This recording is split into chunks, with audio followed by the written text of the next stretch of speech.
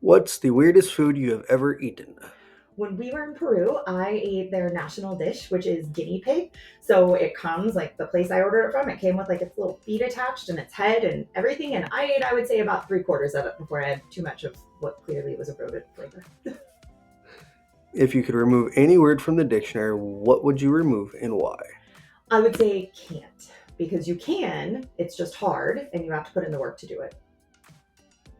What book did you read that changed your life the most? So I don't have a specific title, but I will say that when I was in elementary school, I was a terrible student. I couldn't read, I couldn't do math, I was in speech therapy, I was in behavior pullout, I was not a model student. And I hated everything about school. And one day I read a Fear Street book, and that kind of changed my life. Like, I realized that I was just going to be a horror reader, and I was suddenly motivated to read, and it changed everything.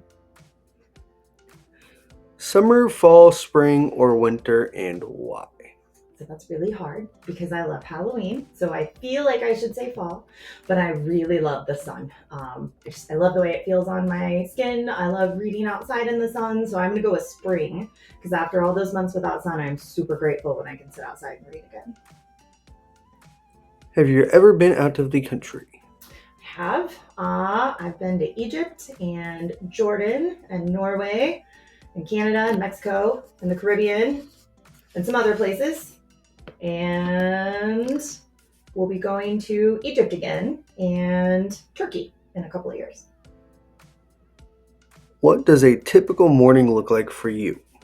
I wake up, I work out every day but Thursday before school, and then I just get dressed and come to school. Sometimes I walk if the weather is nice. Mostly I drive. Do you play an instrument? I do. I currently play the cello. I've been doing that for maybe like 15 years now. Quite a while. I've been doing my cello. When I was in sixth grade, I tried the clarinet and the flute. And when I was younger than sixth grade, maybe fourth grade, I played the piano for a couple of years, but the cello is what stuck. If you could travel anywhere in the world, where would it be? So I tried to book a trip to Antarctica. I would like to go to a place in the world where there is no one. And I tried really hard to get there. It is firstly really expensive. We're talking like $30,000 a person. And you have to sail in and sail out. And I have really bad motion sickness. What's something you are passionate about? I really am passionate about making kids readers. I think that everyone really is a reader deep down. They just have to find what they like. And I think that we get stuck in a rut. And if we don't ever try new things, then we're never going to find out what we're good at. Number 10, why did you become a teacher?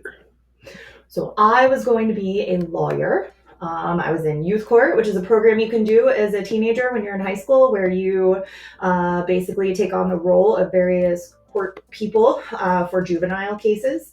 And I did that, and I was determined to be a lawyer, but I did not enjoy youth court. And I was a senior, and I did the work release program at school.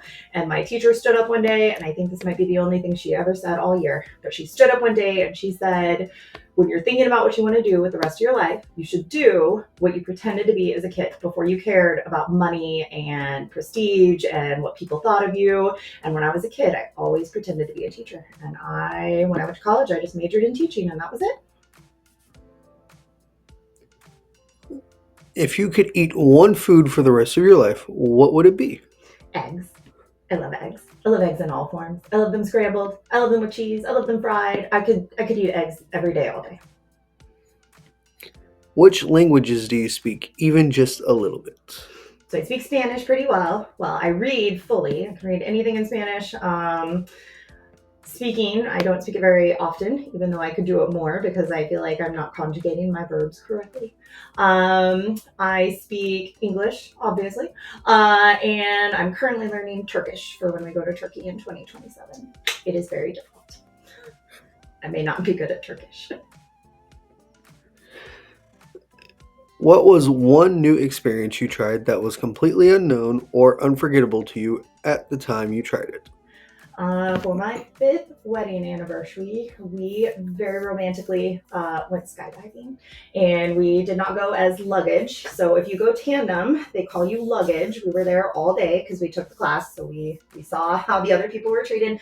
So we took the full 6-hour class, and you take the class just so that you know what to do if your chute doesn't open in the middle of the air. And the winds in Missouri tend to rise up in the afternoon. So by the time we were done with our class, they said it was too windy and we had to come back the next week. So we had to wait a whole week to go back after the class.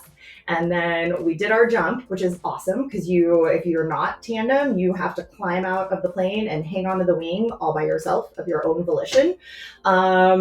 But my husband's chute did not actually open as we jumped out of the plane, so he had to that class was super handy.